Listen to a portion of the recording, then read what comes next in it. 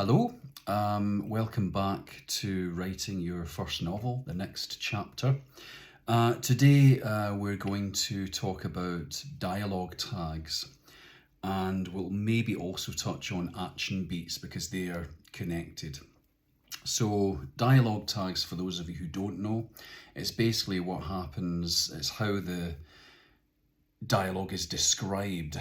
So for example, any dialogue that's in the book is usually followed by he said, she said, they said, that kind of thing. And that's absolutely fine. You can keep it as simple as that. Some authors do, some very well-known authors do, in fact. However, I find that sometimes it gets a little bit too repetitive. You can get away with not using that kind of thing.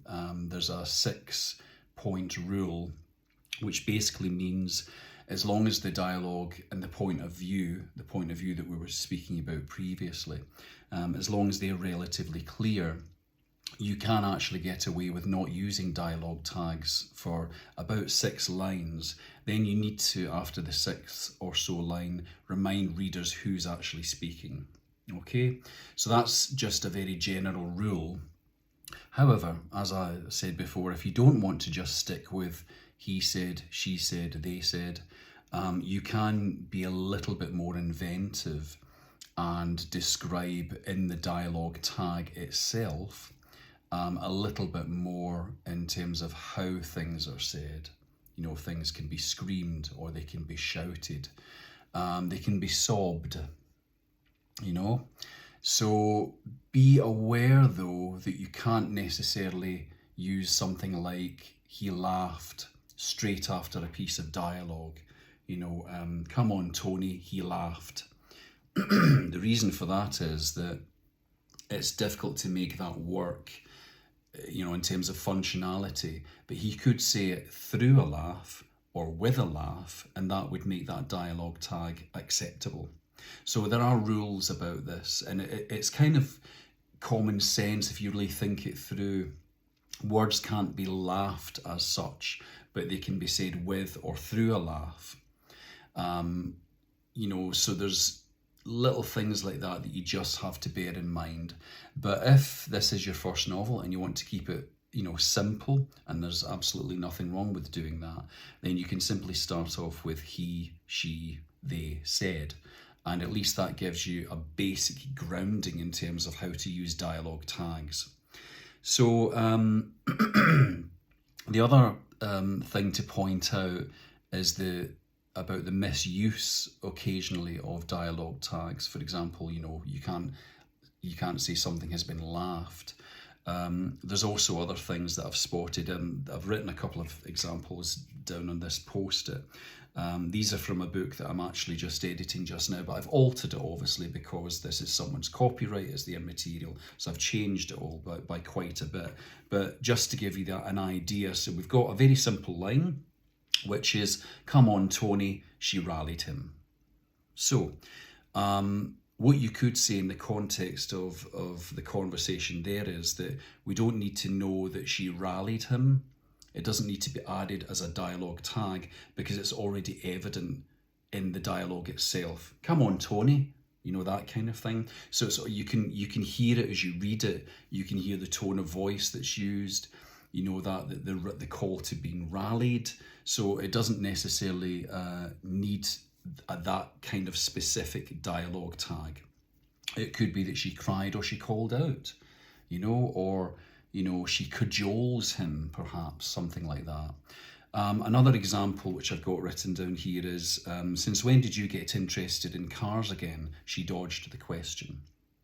Now, that's a slightly different one because she dodged the question is more of an action beat, perhaps you could say. It could actually still be used, but if it was separated from the dialogue itself, it may work better.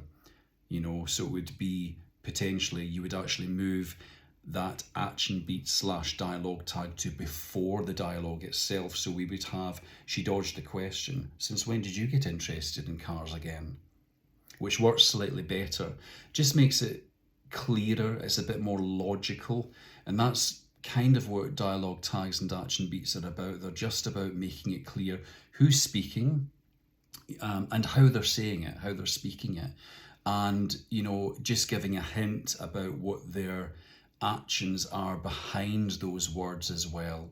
So so dialogue tags, just to recap, they can be really simple and straightforward. He said, she said, they said. All you're doing with a dialogue tag is telling the reader who's speaking. That's at its most basic. And an action beat will tell you what they're doing as they're saying it. They may be drinking a cup of tea as they're speaking. They may be walking out the door. But sometimes action beats can also be used just to give a little bit of a taste of how things are being spoken, how things are being said, how other characters are addressing the person they're speaking to. So I hope that's clear. It's a little bit tricky, this one, and I think it involves just a bit of preparation as well, and deciding exactly who's speaking, what they're saying, and why. It kind of ties into the point of view exercise we did yesterday, where you're really deciding who's speaking, who's saying what viewpoint have we got here. So it kind of fits in quite nicely. So that's that for today. I hope it's clear. The next thing I think I'm going to do, and this was something I was thinking about last night, because I almost didn't do dialogue tags today because I suddenly remembered something that I did a while back, which I think is relevant for the early stages of your book. So I think what we'll do tomorrow is I'm going to discuss chapter breakdowns and timelines, because I think they're very important. It might not be a bad idea just to recap on them. And then what we'll maybe do for the fifth and final part of the course is just to recap on all the things that we've done.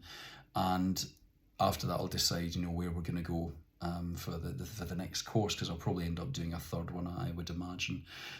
Anyway, I hope dialogue tags and action beats has been made a little bit clearer for you today. Just keep them as simple as you like. And I will speak to you tomorrow. Thank you very much. Goodbye.